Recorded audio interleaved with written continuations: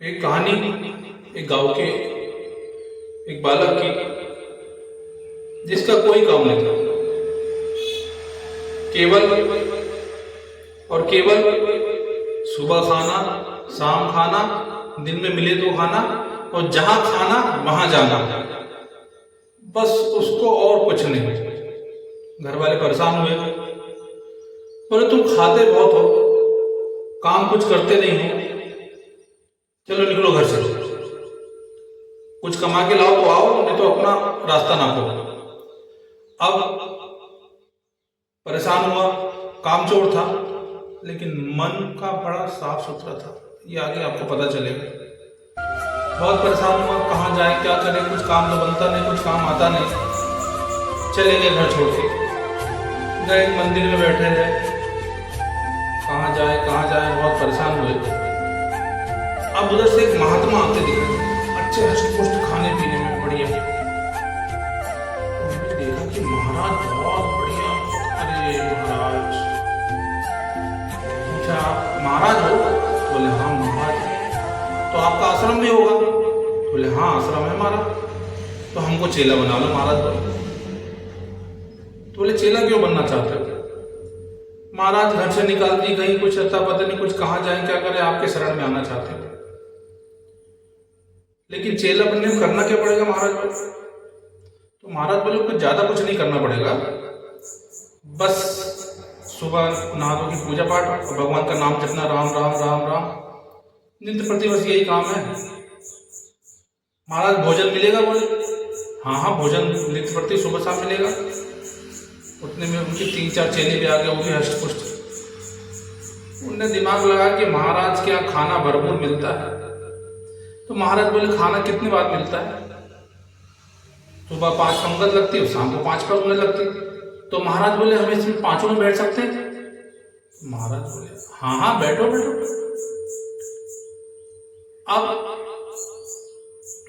महाराज सोचे बड़ा खाता है, लेकिन सच बात यह है कि जिसका जितना खाता वो उतना खाता, खाते से ज्यादा कोई नहीं खाता। महाराज उसको लेके चले गए अपने आश्रम में, गुरु दीक्षा दी और चालू हो गया अपना राम राम जपना। और बस चेला तो बस ये देखे कि महाराज खाना कब बनेगा, खाना खाऊंगा। खाना बना, महाराज बैठे खा रहे हैं, खाने पंगत चल रही, महाराज खा रहे हैं। एक पंगत उठ गई, महाराज खा रहे हैं। 2 पंगत उठ गई, भाई साहब खा रहे हैं। 5 पंगत में खाते रहे, इतना खाए कि वो और उतना कोई नहीं खा सके जितना एक परिवार खाए वो अकेला खाए। अब ऐसा नित्य प्रति चलते रहा, चेला खुश। एक दिन आ गई एकादशी। अब सुबह उठे सब अपने नहा धो के, ना चूल्हा जला, ना कुछ हुआ, ना चाय बनी, ना कुछ हुआ। यजमान परेशान कि महाराज क्या हो गया, आज खाना क्यों नहीं बन रहा? सब अपने पूजा पाठ में लगे, राम राम राम जप रहे, एकादशी का व्रत। चेला गए गुरुजी के पास, महाराज गुरुजी बड़ी भूख लगी, खाना कब बनेगा? तो बोले तुम्हें पता नहीं, आज तो खाना बनेगा नहीं। तो महाराज क्यों नहीं बनेगा? बोले आज एकादशी, आज तो सबका व्रत है।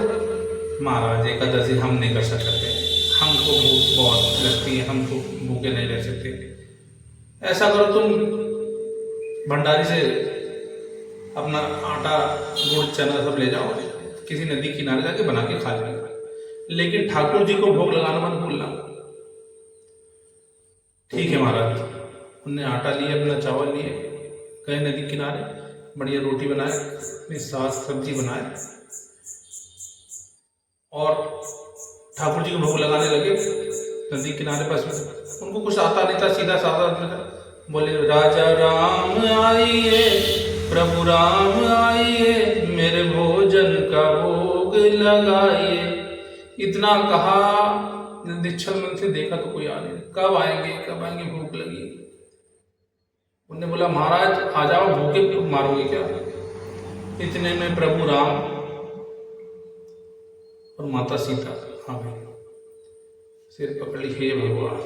गुरुजी ने कहा था एक ठाकुर जी आएंगे, इनके तो पत्नी भी आ गई, क्या किया जाए?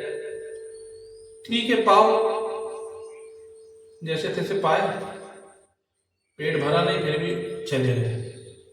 फिर महीना भर हुआ, फिर दूसरी एकादशी आई, फिर महाराज से बोले गुरुजी इस बार थोड़ा आटा ज़्यादा देना। तो उन्होंने बोला क्यों, आपने एक बताया था और 2 आते हैं। गुरुजी हंसे कि भूख ज़्यादा लगती होगी इसलिए ऐसा बोला। ठीक है, भंडारी से बोल के दे दो इसको। फिर जाता, फिर खाना बनाता, फिर बोलता प्रभु राम आइए, राजा राम आइए, मेरे भोजन का भोग लगाइए।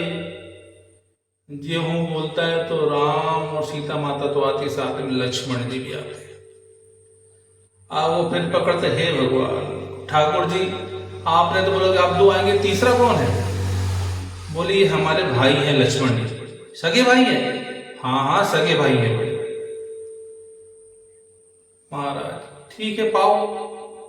फिर वही पाए भोजन और चले गए। तीसरी जब एकादशी आई तो गुरुजी को बोला गुरुजी हर बार एक एक यजमान बढ़ता है ठाकुर जी के साथ, आप तो ज्यादा दो। तो इस बार बहुत ज्यादा लेके आया। अब गुरुजी बोले कि इतना सारा अन्न ले जाता है, ये बेचता होगा ऐसा लगता है, जाके देखते हैं बोले क्या करता है, इसको जाने देते हैं। ये ज्यादा बहुत चतरा, थोड़ा सा दिमाग आया, इस सब ले जाके रख दिया और इनने भोजन नहीं बना। कुछ देर बाद फिर बोले राजा राम आइए, प्रभु राम आइए, अपने भोजन का भोग लगाइए। ज्यों इतना बोलते हैं कि और देखता है तो घबरा जाते हैं कि भगवान राम के साथ पूरा दरबार, राम लक्ष्मण भरत शत्रुघ्न सारे आ जाते। अब वो देखता तो बैठा रहता, रोते रहता। प्रभु बोलते भोग क्या बनाए? बोले क्या करे बना के, जब मिलना ही नहीं तो बनाना क्यों, वो रखा आप बनाओ खाओ और जाओ। अब बड़ा रोते रहते बैठ के। लेकिन भक्त के लिए भगवान जब आते हैं ना तो पूरी उसकी इच्छा भी पूरी करते हैं। जो भी बोला उसने, माता जानकी ने रसोई, अन्नपूर्णा माता ने रसोई अपनी चालू कर दी और लगे पकवान बनने फिर से सबके लिए। और जो माता अंजनी माता सीता अन्नपूर्णा माता जब रसोई बना लगी तो बड़े बड़े संत महात्मा एक से एक चले आ रहे कि माता हम ये भी, माता थोड़ा हमें भी। ये देख देख के परेशान हो रहे कि ये देख लो, खुद तो आते आते सबको लेके आ रहे हैं। बहुत परेशान हुआ, रो रहा बैठ गए। उधर से दूर से थोड़ी देर बाद गुरुजी आए। बोलो रो क्यों रहे हो? क्या करे? बोले गुरुजी कुछ मिलने नहीं, सब बना के सब खा रहे हैं, हमको तो मिलने ही नहीं है। रोए नहीं, क्या करे, भूखे पेट मरे। बोले तो बोले हमको तो यहाँ कोई दिख नहीं रहा, कहाँ है तुम्हारे प्रभु? तो बोले आपको नहीं दिख रहा, ये तो बैठे हैं। गुरुजी बोलते हैं, बोले अपने प्रभु को बोला हमको दिखे। तो इन्हें बोला प्रभु गुरुजी को दिखो। तो बोले नहीं, हम गुरुजी को नहीं दिखेंगे। तो बोले क्यों नहीं दिखेंगे महाराज? बोले हम सरल को दिखते हैं, कठिन को नहीं दिखते, आपके गुरुजी थोड़े कठिन हैं। तो उसने वही बात गुरुजी को बोला कि गुरुजी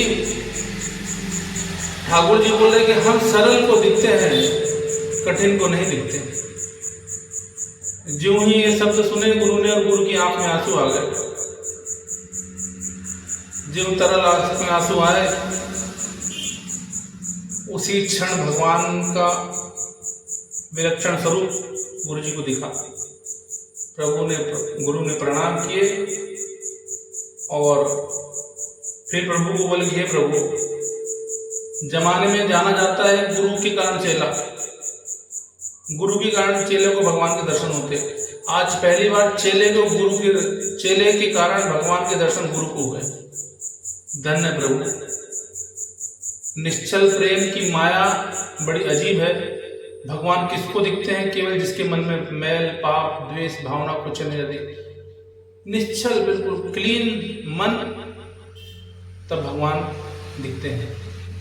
इसी कहानी के साथ आने वाली कहानी और आपको सुनाऊंगा, और अच्छी अच्छी कहानियाँ आप कमेंट करिए। जय Shri Ram. Like share subscribe जरूर करिए, ताकि मैं आपको एक से एक कहानियाँ, भगवान की रोचक कहानियाँ सुना सकूँ। जय श्री राम, जय महाकाल, जय महाकाल, जय भोलेनाथ।